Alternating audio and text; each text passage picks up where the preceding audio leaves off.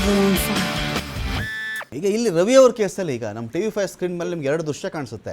ಒಂದು ರವಿ ಅವ್ರನ್ನ ಅರೆಸ್ಟ್ ಮಾಡ್ಕೊಂಡು ಬಂದಾಗ ಆರಾಮಾಗಿದ್ದಾರೆ, ನಡ್ಕೊಂಡೇ ಬಂದರು ರವಿ ಅವರು. ಆ ಪೊಲೀಸ್ ವ್ಯಾನಿಂದ ಹೇಳಿದ್ರು ನೋಡಿ, ಇದು ರವಿ ಅವರು ಆರಾಮಾಗಿ ನಡ್ಕೊಂಡು ಫೋನಲ್ಲಿ ಮಾತಾಡ್ಕೊಂಡು ಬಂದಿರತಕ್ಕಂಥ ದೃಶ್ಯ.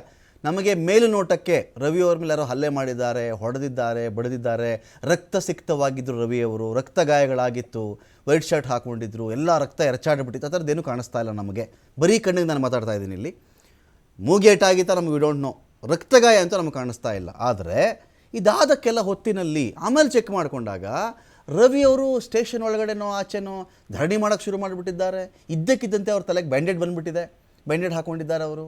ಕೋರ್ಟಲ್ಲಿ ಕೇಳಿದೆ, ಯಾರಾದರೂ ಹೊಡೆದ್ರ ನಿಮಗೆ ಅಂದರೆ, ಹೊಡೆದಿದ್ದಾರೆ ನನಗೆ. ಯಾರು ಹೊಡೆದ್ರು? ಪೊಲೀಸರು ಹೊಡೆದ್ರ ಅಂದರೆ, ಹೊಡೆದಿರಬಹುದು, ನನಗೆ ಗೊತ್ತಿಲ್ಲ ಅಂತಾರೆ.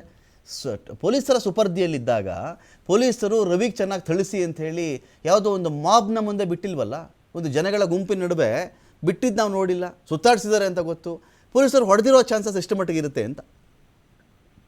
ಒಬ್ಬ MLA MP ವಿಚಾರದಲ್ಲಿ ಬಂದಾಗ ಪೊಲೀಸರು ಹೊಡೆದಿದ್ದಾರೆ ಅನ್ನೋ ಅಂಶ ನಾನು ಒಪ್ಲಿಕ್ಕೆ ಇಷ್ಟ ಇಲ್ಲ. ಯಾಕಂದ್ರೆ ಅಕಸ್ಮಾತ್ ನಿಮ್ಗೆ ನೋಡಿರ್ಬೋದು, ನುಗ್ಲು ಆಗಿದೆ ಅಲ್ಲಿ. ಸೊ ಪೊಲೀಸರುಗಳು ಕೂಡ ಅಂದ್ರೆ ಬೇರೆ MLAಗಳು ಯಾರ್ಯಾರ ಜೊತೆಲಿದ್ರು ಅವ್ರನ್ನ ಕೂಡ, ಅವರ ಬೆಂಬಲಿಗರು ಕೂಡ ಅವ್ರನ್ನ ಪ್ರೊಟೆಕ್ಟ್ ಮಾಡೋದು ಅಂತ ತಳ್ಳಾಟದಲ್ಲಿ ಏನೋ ಸಣ್ಣ ಪುಟ್ಟ ಗಾಯಗಳಾಗಿದ್ರೆ ಅದನ್ನ ಪೊಲೀಸರಿಂದ ಹಲ್ಲೆ ಆಗಿದೆ ಅಂತ ಹೇಳಲಿಕ್ಕೆ ಆಗಲ್ಲ. ಸೊ ಹಾಗೆ ಕೂಡ ಅವರು ಕೂಡ ಹೇಳಿದಾರೆ, ಇದು ಯಾರು ಹೊಡೆದ್ರೆ ಏನು ಗೊತ್ತಿಲ್ಲ ಅಂತ ಹೇಳಿದ್ರೆ ಅವ್ರಿಗೂ ಕೂಡ ಗೊತ್ತಿಲ್ಲ ಯಾವ ತರ ಗಾಯ ಆಗಿದೆ ಅಂತ ಕೂಡ ಗೊತ್ತಿಲ್ಲ. ಆ ರೀತಿ ತಳ್ಳಾಟದಲ್ಲಿ ಅಥವಾ ಹಿಡ್ಕೊಂಡಿರೋ ಸಮಯದಲ್ಲಿ ಆ ರೀತಿ ಗಾಯ ಆಗಿರ್ಬೋದು, ಅದನ್ನ ಪೊಲೀಸರೇ ಮಾಡಿದಾರೆ ಅಂತ ಹೇಳ್ಬಿಟ್ಟು ಹೇಳಲಿಕ್ಕೆ ಆಗಲ್ಲ, ಅಲಿಗೇಷನ್ ಮಾಡ್ಲಿಕ್ಕೆ ಆಗಲ್ಲ. ಇನ್ನೊಂದು ಕಡೆ ಈಗ ಈ ಸೆಷನ್ಸ್ ಕೋರ್ಟು ಮತ್ತೆ ಜನಪ್ರತಿನಿಧಿಗಳ ನ್ಯಾಯಾಲಯ ಎರಡು ಕಡೆ ಯಾಕಿದು ಅಂತ ಈ ಕೇಸಿಗೆ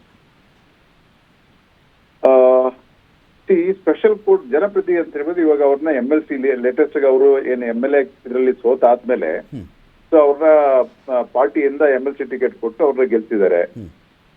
ಸೊ MLC ಕೂಡ ಒಬ್ಬ ಜನಪ್ರತಿನಿಧಿನೇ. ಸೊ ಹಾಗಾಗಿ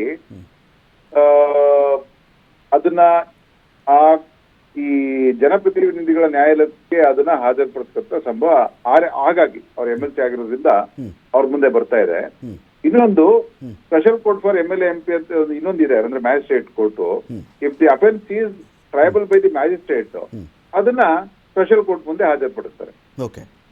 ಇನ್ನೊಂದು ಕಡೆ ನಾವು ಚೆಕ್ ಮಾಡ್ಕೊಂಡಾಗ ಈಗ ಪೊಲೀಸರ ಮೇಲೆ ಸಾಕಷ್ಟು ಆರೋಪವನ್ನು ಅವ್ರು ಮಾಡ್ತಾ ಇದ್ದಾರೆ. ಈ ಥರ ಮಾಡಿದ್ರು, ನಾನು ಸುತ್ತಾಡಿಸಿದ್ರು, ನನ್ನ ಎಳೆದಾಡಿದ್ರು, ಏನೋ ಒಂದಷ್ಟು ಅವ್ರು ಹೇಳ್ಕೊಂಡಿರ್ತಾರಲ್ಲ. ಈಗ ಏನಾಗುತ್ತೆ, ಈಗ ಪೊಲೀಸರ ಕಡೆಯಿಂದ ಅವ್ರೇನು ಮಾಡಬಹುದು?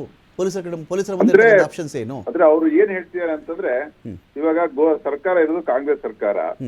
ಸೊ ಕಾಂಗ್ರೆಸ್ ಸರ್ಕಾರದ ಮಾತಿನಂತೆ ಈ ಪೊಲೀಸರು ವರ್ತಿಸ್ತಾ ಇದ್ದಾರೆ ಅಂತ ಹೇಳ್ಬಿಟ್ಟು ಅವ್ರ ಆರೋಪ. ಸೊ ಇಂಡೈರೆಕ್ಟ್ ಆಗಿ they are blaming the government ಅಷ್ಟೇ.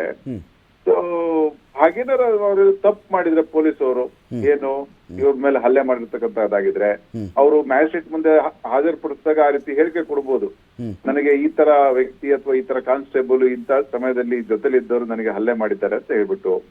ಸೊ ಅಂತ ಸಂದರ್ಭದಲ್ಲಿ ಮ್ಯಾಜಿಸ್ಟ್ರೇಟ್ರು ಅವ್ರದ್ದು ಸ್ಟೇಟ್ಮೆಂಟ್ ರೆಕಾರ್ಡ್ ಮಾಡ್ಬಿಟ್ಟು ಮೆಡಿಕಲ್ಗೆ ಅವ್ರಿಗೆ ರೆಫರ್ ಮಾಡಿ ಅದನ್ನ ದೂರು ಅಂತನೂ ಕೂಡ ಅದು ಪರಿಗಣಿಸಬಹುದು. ನಾನು ಸ್ಮಾರ್ಟ್ ವಾಚಲ್ಲಿ ಮಾತಾಡ್ತಾ ಇದ್ದೆ, ನನ್ನ ಮೊಬೈಲ್ ಕಿತ್ಕೊಳ್ಳೋ ಪ್ರಯತ್ನ ಮಾಡಿದ್ರು, ವಾಚ್ ಕಿತ್ಕೊಳ್ಳೋ ಒಂದು ಪ್ರಯತ್ನವನ್ನು ಕೂಡ ಮಾಡಿದ್ರು.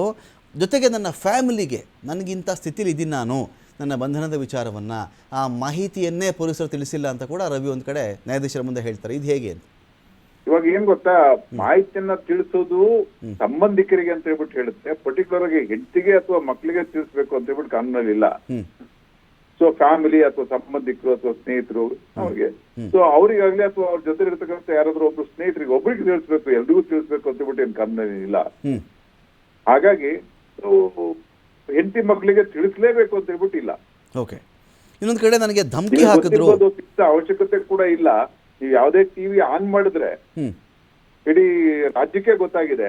ಹಾಗಾಗಿ ಪೊಲೀಸರು ಫೋನ್ ಮಾಡಿ ಈ ರೀತಿ ಆಗಿದೆ ಅಂತ ಹೇಳ್ಬಿಟ್ಟು ತಿಳಿಸ್ಬೇಕು ಅಂತ ಹೇಳ್ಬಿಟ್ಟು ಅದ್ರ ಅವಶ್ಯಕತೆ ಕೂಡ ಕಂಡು ಬರಲ್ಲ. ಓಕೆ.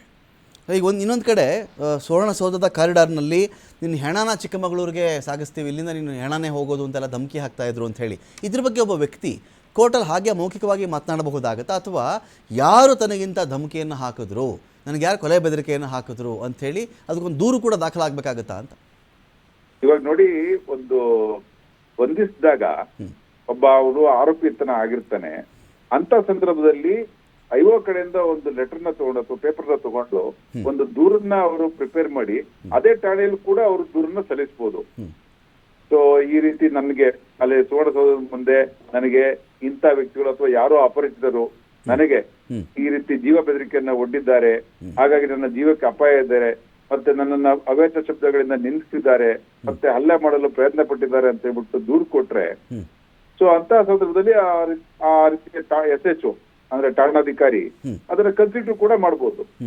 ಅಕಸ್ಮಾತ್ ಏನಾದ್ರು ಅದನ್ನೇ ಮ್ಯಾಜಿಸ್ಟ್ರೇಟ್ ಮುಂದೆ ಕೊಟ್ರೆ ಇನ್ ರೈಟಿಂಗ್ ಅಲ್ಲಿ ಮ್ಯಾಜಿಸ್ಟ್ರೇಟ್ ಕೂಡ ಮೊದಲು ಏನು 156+3 ರೆಫರ್ ಮಾಡ್ತಾ ಇದ್ರು ಇನ್ವೆಸ್ಟಿಗೇಷನ್ಗೆ ಪರ್ಮಿಷನ್ ಕೊಡ್ಬೋದು ಅಥವಾ ರೆಫರ್ ಮಾಡ್ಬೋದು, ತನಿಖೆ ಮಾಡಿ ಈ ಕೇಸಿನ ಬಗ್ಗೆ ಈ ರೀತಿ ದೂರು ಕೊಡ್ತಾ ಇದ್ದಾರೆ ಅಂತ ಕೂಡ.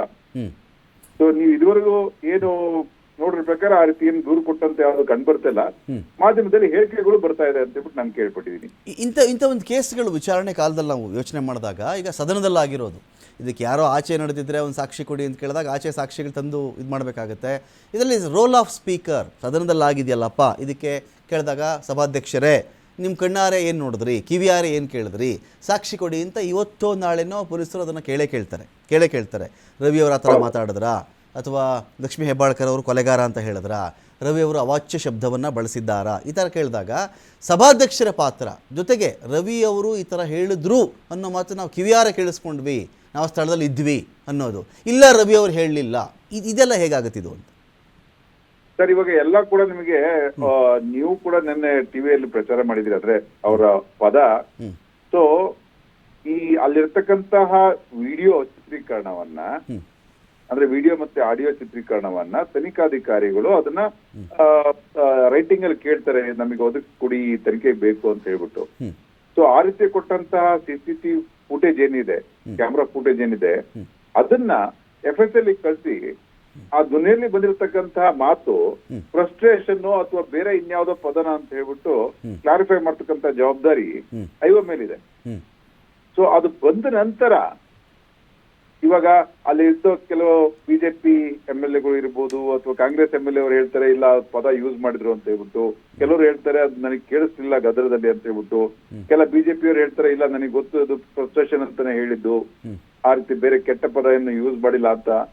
ಸೊ ಅವ್ರದೆಲ್ಲ ಏನಕ್ಕೆ ಹೇಳಿಕೆ ತಗೊಂಡ್ರು ಅಂದ್ರೆ ಈ FSL ಏನ್ ರಿಪೋರ್ಟ್ ಬರುತ್ತೆ ಅಂದ್ರೆ ವಿಡಿಯೋದಲ್ಲಿ ಏನ್ ಪದ ಉಚ್ಚಾರ ಆಗಿದೆ ಅದ್ರ ಬೇಸಿಸ್ ಮೇಲೆ ಮುಂದೆ ಚಾರ್ಜ್ ಶೀಟ್ ಹಾಕೋದು ಬೇಡವಾ ಅಂತ ಹೇಳ್ಬಿಟ್ಟು ತನಿಖಾಧಿಕಾರಿ ಅದನ್ನ ಆಲೋಚನೆ ಮಾಡ್ತಾರೆ.